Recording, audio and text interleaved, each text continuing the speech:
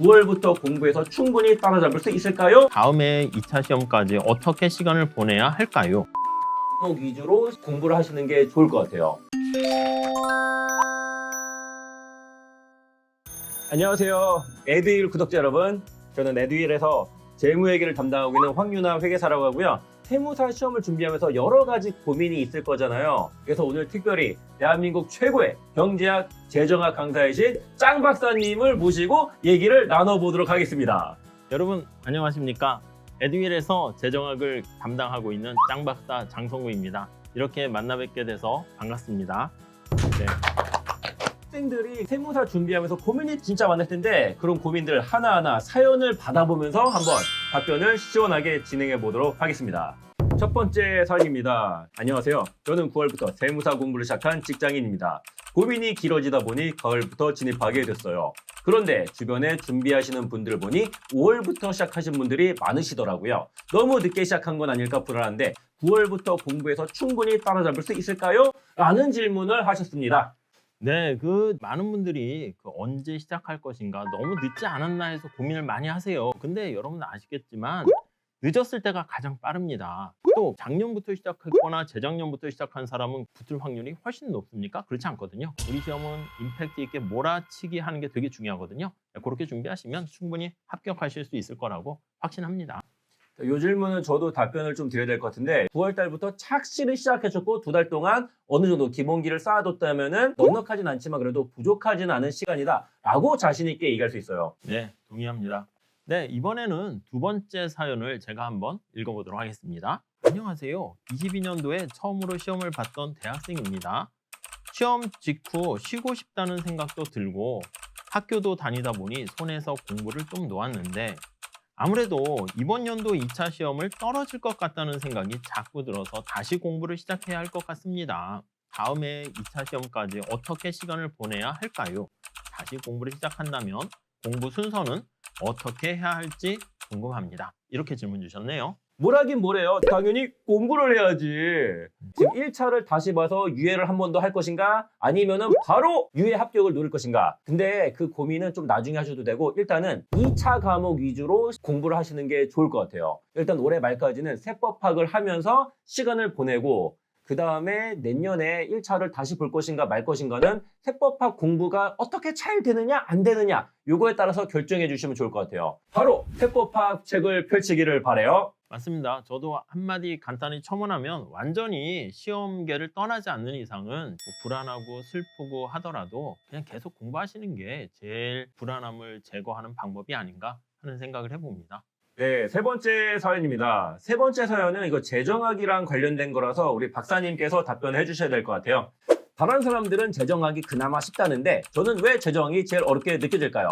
제가 이상한 걸까요? 재정학 공부에 있어서 기울기, 함수 같은 수학적인 내용들이 많이 나와서 자꾸 겁을 먹는 것 같은데 실제 시험에서도 많이 나오나요? 어떻게 이 어려움을 극복할 수 있을까요? 라는 질문입니다. 네, 그냥 답은 간단합니다. 그냥 짱 박사를 따라오시면 되는 거고요. 우선 재정하기 힘들다고 하는 이유가 경제학을 백그라운드로 해서 그리고 이제 그래프라든가 수식이 있어가지고 사실 문제가 되는데 제가 샘플 강의를 보시면 알겠지만은 제가 그래프를 열심히 잘 그립니다. 화가가 되려고 했던 건 아닌데 그래프를 여러 번 그리시고 그리고 단순하게 그래프를 암기하시는 게 아니라 그 의미를 좀 파악하셔야 됩니다. 제가 조곤조곤 잘 설명드리니까 그걸 따라오시고 그리고 계산 문제 비중이 좀 나옵니다. 근데 계산 문제가 완전히 수능처럼 응용해서 나오는 게 아니라 과거에 나왔던 것을 숫자만 바꾸기 때문에 오히려 회계나 세법 같이 좀 응용되는 게 절대 아니기 때문에 기출 중심으로 해서 반복해서 보시면 되겠고 제가 그런 분들을 위해서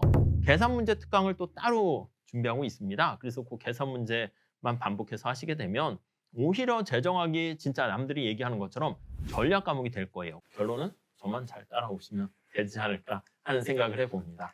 그리고 참고로 말씀드릴 게 있는데 우리 짱 박사님 판서가 정말 이거는 판서가 아니라 거의 예술 작품에 가까울 정도거든요.